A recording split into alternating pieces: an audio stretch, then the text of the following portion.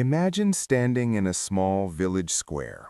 On your left, a mosque, its minaret reaching toward the sky, the call to prayer echoing softly in the morning air. And on your right, a church, its cross catching the first light of dawn, bells preparing to ring within the hour. Same square, same ground, same people walking past both. This isn't a fantasy. This isn't a post on social media designed to make you feel good for 30 seconds. This place is real. And the story behind it is far more complex, far more human, and far more surprising than anything you've been told. The village of Jubel al-Kharaz sits in the northern countryside of Syria, roughly 2 hours from the city of Homs. It doesn't appear in travel magazines. There are no Instagram reels about its cobblestone paths or its apricot orchards. But for the people who live there, around 4,000 of them, this village is simply home. About 60% of the population is Sunni Muslim. The rest are Greek Orthodox Christians, some of whose families have lived in this region continuously since the Byzantine era. That's not decades, that's over 1,000 years of unbroken presence on the same soil. Picture it for a moment, the narrow streets in the early morning, old men in long coats walking to the mosque, their breath visible in the cool air. A few steps away, a woman in a headscarf carrying bread from the communal oven, stopping to greet her Christian neighbor who is sweeping her doorstep. Neither of them thinks this is remarkable. For them, it simply is life. But how did this come to be, and why does it still exist when so much around it has been torn apart? The history of Christian communities in Muslim-majority Syria goes back to the very beginning of Islam itself. When Arab Muslim armies arrived in the 7th century, they did not find an empty land. They found communities of Aramaic-speaking Christians, Jews, and pagans who had been there for centuries. The early Islamic legal tradition developed something called the dhimma, a covenant of protection extended to non-Muslim minorities who agreed to pay a special tax and accept certain social limitations. Was it perfect equality? No. Was it persecution? Not in most periods. It was something in between, a complicated, shifting arrangement that varied enormously depending on which ruler was in power, which century you lived in, and which town you called home. In places like this village, something unusual happened over the centuries. The boundaries softened. Intermarriage, while rare, occurred. Shared agricultural festivals blurred religious lines. When drought came, the village prayed together, each community in its own language, to the same sky. When a harvest was good, they celebrated together. Lekin jo aage hua, the thing that tested all of this, was not ancient, it was modern, and it nearly destroyed everything. The Syrian civil war began in 2011. By 2013, it had consumed entire cities. Homs, which was just 2 hours away, became a ruin. In villages like this one, fear arrived like a cold fog, slow, invisible, suffocating. And here is where the story takes a turn that most people don't know about. In many areas of Syria, Christian communities were caught in an impossible position. Armed opposition groups, some of them radical, viewed Christians with suspicion as potential loyalists to the Assad government simply because the government had historically offered them a degree of protection. Other groups went further. Churches were burned. Priests were kidnapped. In the Kalamun Mountains, entire Christian towns were emptied. But in this village, something different happened. When armed men arrived at the outskirts, it was the Muslim elders of the village, men in their 60s and 70s, men who prayed 5 times a day their entire lives, who went out to meet them. They didn't ask for help from the government. They negotiated with the armed groups themselves. They said, in effect, these Christians are our neighbors. They have been our neighbors for 1,000 years. You will not touch them. Magar asal sach kuch arta. The real reason this worked wasn't just courage, it was relationships. It was decades of shared meals, shared harvests, shared grief. The Muslim families who protected their Christian neighbors weren't doing it out of ideology. They were doing it because they knew their names. They knew their children. Today, in the post-war period, the village has survived. But survival is its own complicated story. Walk through it now, and you'll see the mosque and the church still standing. The mosque was damaged in 2014. A shell hit its western wall. The church's bell tower was cracked in the explosion in the same year.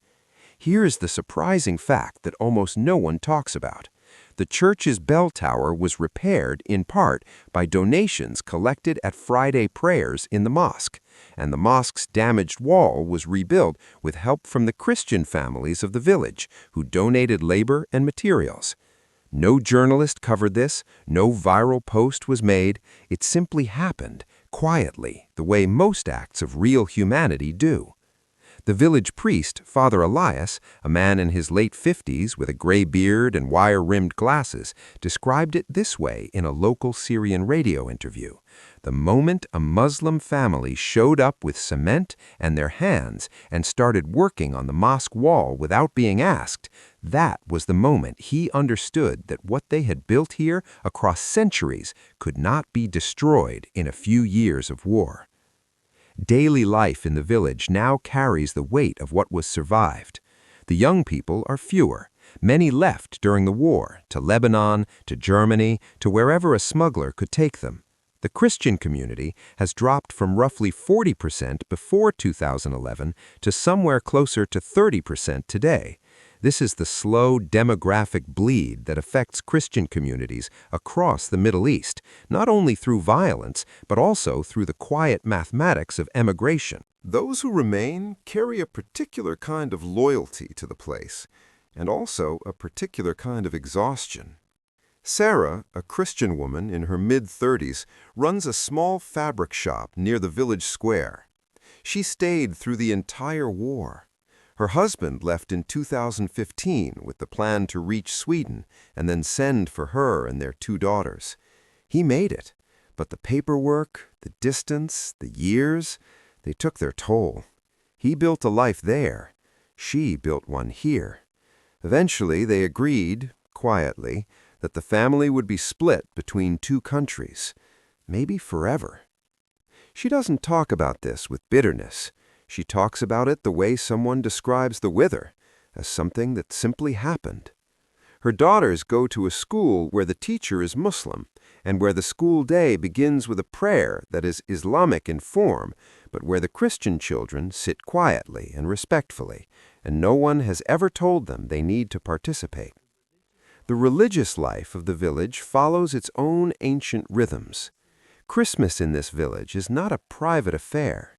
Muslim families bring sweets to their Christian neighbors on Christmas Eve, a tradition so old that no one can remember when it started.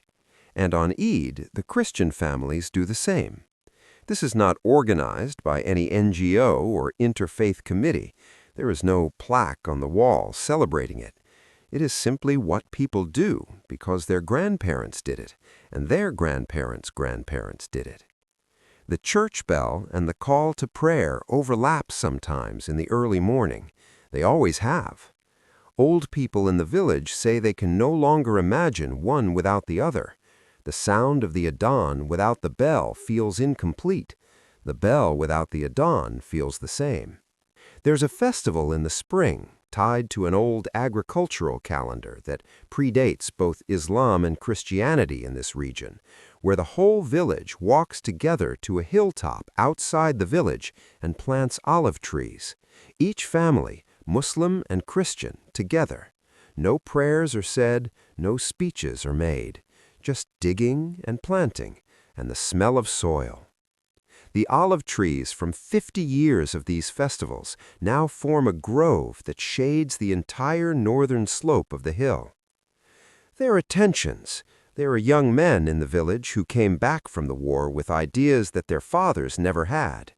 There are conversations that happen behind closed doors about whether the old way of living together is sustainable. There are Christian families who lock their doors now in a way they didn't before 2011. There is a low-level anxiety that lives in the background of everything, a fear that what was saved during the war could still be lost slowly, quietly, in the peace that followed. One elderly Muslim man, a farmer named Abu Khalid, put it plainly in a conversation documented by a Syrian researcher. "We protected each other during the fire, but I worry about what happens after the fire goes out and people start forgetting why they needed each other." When people in the West hear about Christian minorities in Muslim countries, they often fall into one of two traps. Either they say, "See, Islam is incompatible with pluralism," which ignores 1,000 years of actual coexistence, complicated and imperfect as it was. Or they say, "See, there's no problem, everyone loves each other," which ignores the real challenges, the real emigration, the real anxiety that these communities face today. The truth is harder than both of those positions, and more interesting. Christian communities have existed in the Arab world longer than Islam has. They are not guests. They are not a minority that arrived and was tolerated. They are original inhabitants of this land. The fact that they are now a shrinking presence in Syria, in Iraq, in Egypt, is a genuine civilizational loss, not just for Christians, for the entire region.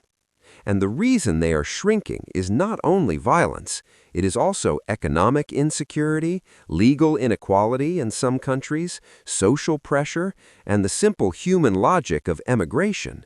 When young people see opportunity elsewhere, they leave. This happens in every community everywhere. But for small minorities, every departure is harder to recover from. What gives me hope, and I mean real hope, not performed optimism, is exactly what this village represents.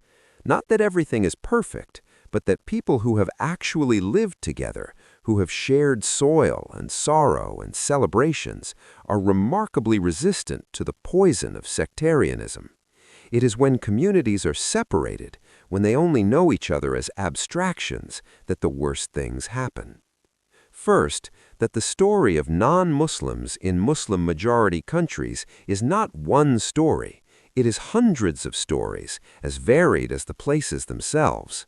Generalizations in either direction, either pure oppression or pure harmony, are almost always wrong. Second, that what protects minorities is not laws alone, not international pressure alone, but relationships, knowing each other's names, the fabric shop owner, the farmer with the cement, the elders who walked out to meet the armed men. This village still exists, the mosque still stands, the church still stands, the olive grove on the hill keeps growing.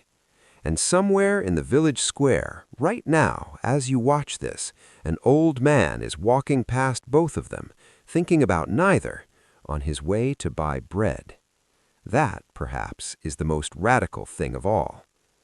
If this story made you think, even for a moment, about something you hadn't considered before, then this video did its job. Subscribe if you want more stories like this one. Not because the numbers matter, but because these stories deserve to be heard.